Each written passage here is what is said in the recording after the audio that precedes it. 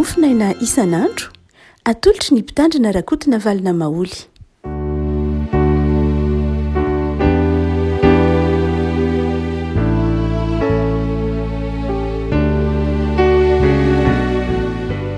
Farabatsika rehefa ity talata fa 7 ny volana desambra ity.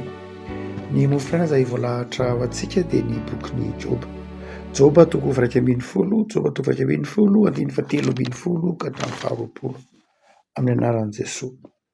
Raha ampanatrehinao azy ny fonao ary antantinao aminy ny tananao ka misy heloka eo an-tananao dia ary io lavitra izany.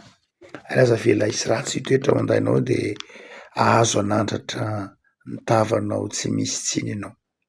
Koa hijoro tsara ary tsy atahotra. Fa ho adinonao ny fahorianao, toy ny raha nefa nandalo no ahatsiarovanao azy ary hamirapiratra lavitra noho ny tatao vonana ny andronao. Na dia sendra manjobona aza dia ho tonga tahaka ny maraina. Atoky ianao satria misy fanantenana. Iny hijery manodidina ianao ka andry tsy aminay ihany. Dia ho tafandry ianao fa tsisy anay taitra ary maro no ila sitraka aminao. Fa ny masony ratsy fanahy kosa ho pahina ka ho very avokoa ny fiarovana azy ary ny fialanaina ihany no hansisa azo ny antenaina. Ray masino, manao masinana amin'ny fahamarinana, ny teninao ny fahamarinana. Amen. Teny izay navalin'ny Zofara tamin'ny Joba tao anatin'ny fahoriana ity mofinaina ity. Joba moa rehefa tao anatin'ny fizahan-toetra dia tonga nanampy an'i Joba ireo namany telo lahy, Elifaza, Bildada ary Zofara. Dia izy telo miraharaha ireo dia nanao dinidinika nampahery an'i Joba, napitraka an'i Joba tao anatin'ny fahoriana. Saingy ny tsy azon'izy ireo dia ny antony nahatonga ny fahorian'i Joba. Ary hitantsika fa any amin'ny toko farany amin'ny bokin'i Joba dia nampanantsoin'Andriamanitra izy telo mirahalahy. Satria diso ny filazany momba an'Andriamanitra. Diso ny teolojiany.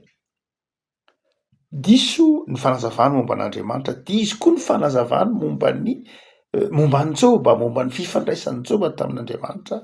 Diso. Na dia niresaka an'Andriamanitra ary izy. Dia diso ny fomba firesany an'Andriamanitra. Ary dia nasain'Andriamanitra ny fona tamin'i Joba ireto namany telo lahy reto. Raha ohatra mantsy ka miresaka isika amin'ity mofinaina beratana antsika ity dia fantatsika tokoa fa tena mampahery an'i Joba eto ny namany izay araka voalazantsika teo hoe Zofara. Fa raha jerena tsara ny teny fampaherezan'i Zofara dia teny izay manameloka an'i Joba. Teny izay manameloka an'i Joba toy ny tsara an'i Joba mihitsy. Hitantsika izy manao hoe andiny fa 10, andiny fa 210, fa Andriamanitra mahafantatra ny olon-dratsy ary hita ny heloka na dia tsy mandinika akory azy izy. Izany hoe apetraka Zofara tsara fa ny antony fahorian'i Joba dia izao satria izy nanota. Satria Joba nanota. Ary hitantsika izay mbola mofinaina toam-pilatana antsika ihany 5:20 ka misy heloka eo an-tananao dia ary io lavitra izany. Izany hoe ireto naman'i Joba ireto dia resy lahatra mihitsy fa nisy heloka nataon'i Joba. Matoa Joba hiara-pahoriana tahaka izao. Mamaly kosa nefa Joba, hitantsika amin'ny toko 2:20 sy ny manaraka ohatra manoloana ny valitenin'i Zofara, dia Joba ny teny manao hoe raha tsorina za nge tsy hitako izay heloko nataoko tamin'Andriamanitra. Ary ireto namany kosa dia manao hoe tsia meloka tamin'Andriamanitra ianao. Ary dia misy fitanosana be dia be mihitsy ataon'ireto namany Joba reto ny momba an'Andriamanitra.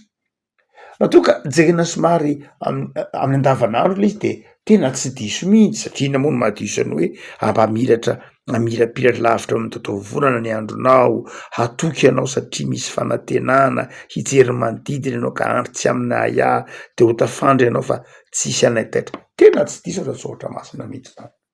Fa ny diso raha tsy ohatra masina dia izao, na ny marimarina kokoa ny tsy neken'Andriamanitra de ny fanamelohany reto namany Job reto any Job.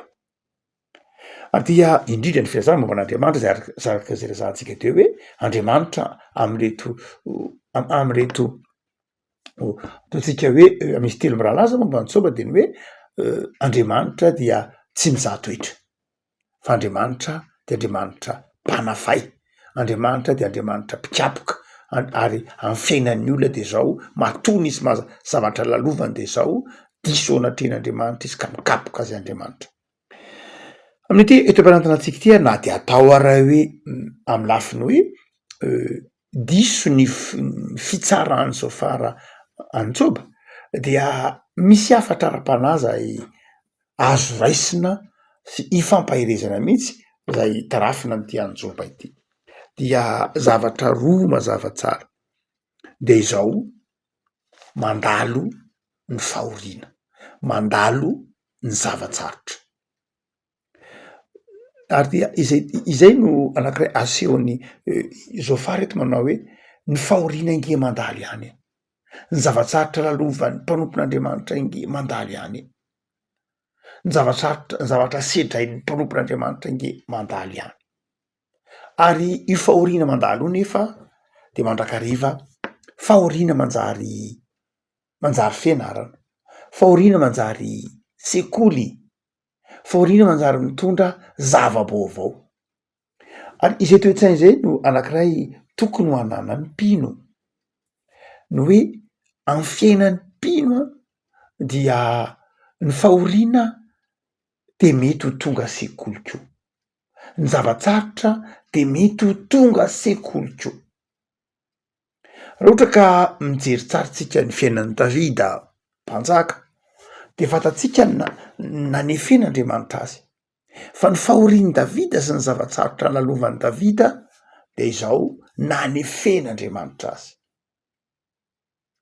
Fantatsika ny tantaran'i Josefa, fantatsika ny tantaran'i Abrahama, indritra ny tantaran'i Mosesy, fa ireny rehetra eny de nitefen'Andriamanitra tao anatin'ny zavatsarotra, nitefen'Andriamanitra tao anatin'ny zava-mahoriana manahirana, ary de izao eto de asehon'ny bokon'ny Jobako fa izao ny fahoriana de mety manefy, mitaisa, mandalo ihany. Jesosy koa nge nanafatra an'io Jesosy nanafatra an'io ary ny teny manao atelona ihany ange ao anatin'ny atelona ho fatiny zanak'olona angery firy fa hitsangana amin'ny maty izy, ary amin'ny anarany no andolian'ny lohalika rehetra. Miavako hotsika manao hoe ny fahoriana de mandalo, fa ninona no mitoetra? Ny manam-pinoana, ny manam-paharetana, mahatoky an'Andriamanitra. Miavako malalo son'Andriamanitra isika fa na eo aza ny fahoriana sedraitsika n'ity tany fandalovany ity de efa nentin'i Jesosy teo amin'ny hazo fijaliana zany, ka tsy misy fahoriana izay mandresy ny finoantsika, tsy misy fahoriana izay maharava ny fijoroantsika satria efa nentin'ny tompo teo amin'ny hazo fijaliana ny fahoriana mafy sy fangiry firiana mafy indrindra. Amin'ity eto am-pianaranatsika ity ary Zofara de mampionona atsika, mampitraka atsika tsy ho variana amin'ny fahoriana satria indraindray ny fahoriana, ny zavatsarotra, ny zava-manahirana sedraitsika any ny masontsika, fa tsy any amin'ilay fanantenana, tsy any amin'ilay fifaliana ao ambadika izay marina loatra, fa amin'ny alalan'ny finoana no ahitantsika ny fanantenana ao anatin'ny fahoriana. Paoly no miteny Andriamaka manao hoe voakeja manodidina nge zahay nefa tsy tery. Zay le hoe fahoriana manjary fanantenana, fahoriana manjary fifaliana, fahoriana manjary varavarana misokatra ho amin'ny fahasoavana. Fa ny faharoa lehibe zay asehon'ity andinitsotra masina ity tsy ny hoe ny fahoriana mandalo ihany ary ho adino ny zavatsarotra, fa mazava tsara ny teniny andininy fa 10:20 hoe ny fanandratan'Andriamanitra ny mpanompony. Melo nisandrata ny mpanompon'Andriamanitra nde izao tsy maintsy mandalo zavatsarotra izy io. Tsy niakatra nakany an-danitra teo an-tendrombohitra Oliva Jesosy raha tsy efa nandalo ny fangiry firiana de tiany ny tompo takatra tsika fa tsy ny lanitra de zao ny fanjakan'andriamanitra de zao nataon'andriamanitra ao atsika fa tsy maintsy mandalo ny lalan'ny fanetretena isika tsy maintsy mandalo ny sekolony fahoriana isika zay vao mahatsiaro misandratra ao amin'ny fanjakan'andriamanitra ary izay natonga ny tompo nanafatrafatra amina hoe aty am'izao tontolo zao nareo de ahita fahoriana nefa matoky fa izaho efa naresy zao tontolo zao tsy tsika naresy zao tontolo zao fa Jesoa no efa naresy zao tontolo zao ary satria naresy zao tontolo zao Jesoa fa mino azy sika de mandresy zao tontolo zao koa isika ny afako hotsika mana hoe manandratra atsika Andriamanitra betsaka amin'ny olombelona ny te hisandrakatra betsaka mpino ny te hisandratra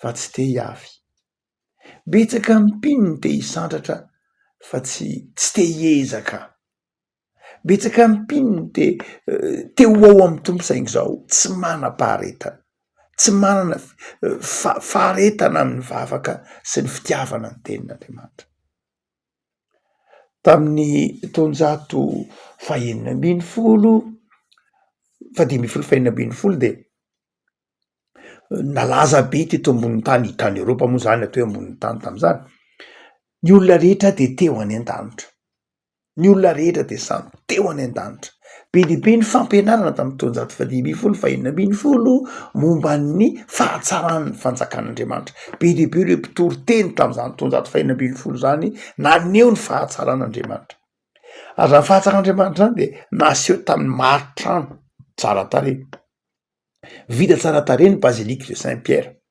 na teo ampanaovana ny bazilique de Saint-Pierre ny olombelona ny mpino tam'izany fotoana zany ary dia ny fahatsarany ny maritrano tany Roma ny fahatsarany ro tempolo ny fiangonana tam'izany fotoana zany dia nitarafana ny hoe tsara ny fanjakan'Andriamanitra betsaka tamin'ireo fiangonana toy ny lavaka volamena sary tsara tarehy nanitona tsara tarehy ary dia tsara tarehy tamin'ny fotoana androny eny hatram'izao raha mijery reny fiangonana trarainy tamin'ny vanim-potoana moyen âge reny tsika de gaga mihitsy nahita ny hoe ahoana nahavitan'ny olombelona an'ireny ahoana nahavitan'ny mpino am'ireny satria tiany Andriamanitra fa izao tsara ny fiangonana tsara ny trano fiangonana ny tarafana ny fahatsaran'Andriamanitra de betsaka arak'izany ny etaeta tao anatin'ny olona ny taonjato fahaenina ambin'ny folo teo any an-danitra fa saingy zao tamin'ireo olona be dehibe tamin'ireo kristianina be dehibe teo any an-danitra ireo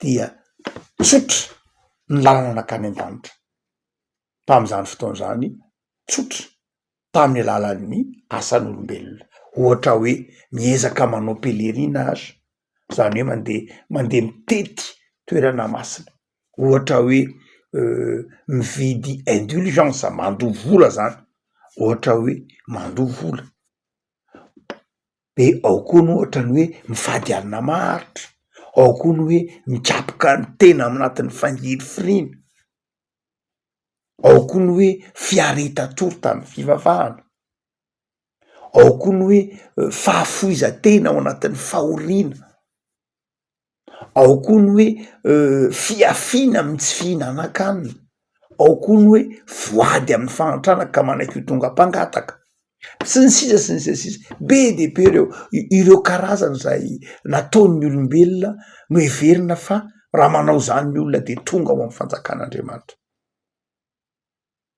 saingy raha jerena ny ivony ireny hoe mba hahatonga ny olona ho ao amin'ny fanjakan'Andriamanitra mba hatonga ny olona ho ao am'izany paradisa zany de zao zavatra no heverina fa kay niankina tamin'ny olona ihany samy teo an-danitra ny olona fa izao no heverina fa ny fiezahan'ny olona no mahatonga azy ho ao amin'ny fanjakan'Andriamanitra ary io fiezahany io nefany ty fiezahany zay azony natao azony vidiana vola azony tamin'ny fikelezanainany samy teo any an-danitra ny olona tam'izany fotoana zany saingy lay fomba natongavana tao de araky ny sainy maha olombelona azy any azony tanterahiny notsorony mihitsy ary notsorony ary dia amin'ny tony diny oatra masina tampiratanatsika itony dia ahitsiny Joba fa izao tsy tonga any an-danitra miherin'ny tenatsika isika tsy tonga ny an-danitra amin'ny fiezahantsika samyrery isika,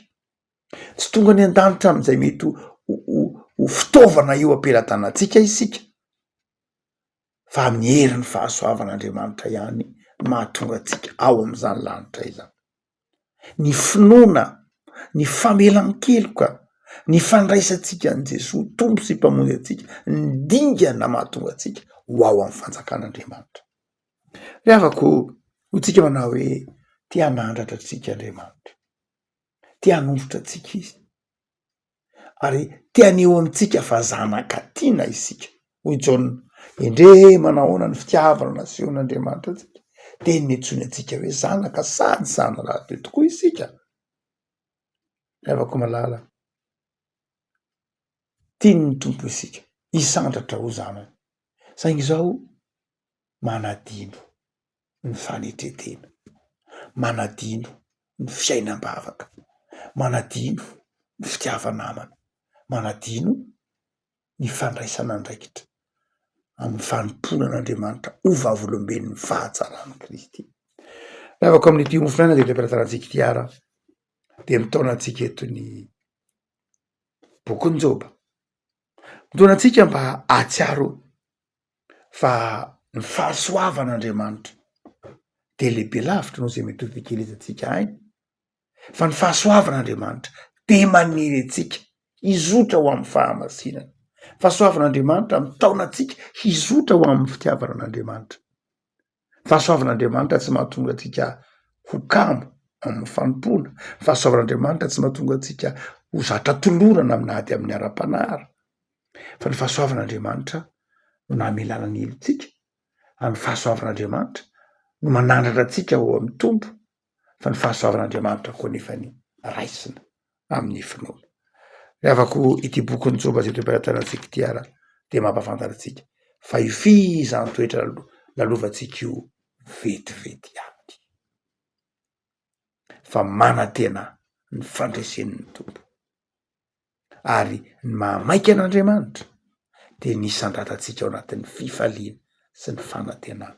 Akaiky ny Krismasy, afaka herinandro vitsomonja, de zany teny zany no ho asehon'ny Joba fa fanantenana ao atsika, nanaiky ho teraka tao an-tranon'omby Jesosy mba hanandratra anao ho tonga zanak'Andriamanitra, nanaiky angiry firy tao anatin'ny fahantrany tranon'omby Jesosy mba tsy handalovanao ny fahoriana maharitra intsony, fa hitondrany fiainam-baovao sy fifaliana.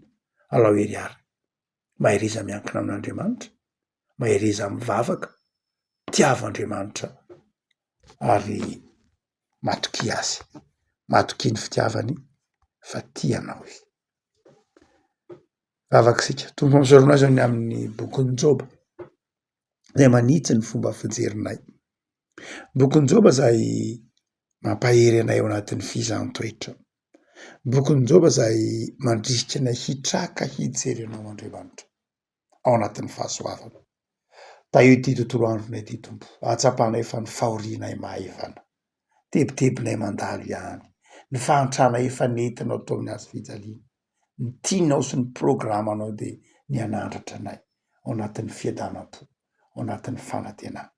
De ome finoana zay tompo, ome fanantenana, ataovy miankina aminao Andriamanitra, de jereo ireo havanay nitona-pahoriana, jereo ireo havanay zay mandalo fizaham-toetra, jereo ny tanindrazanay ary manjaka ao amin'ny fonay tsiraray avy, ho fo madio, ho fo matoky, sy manana fanantenana aminao Andriamanitra ny fonay.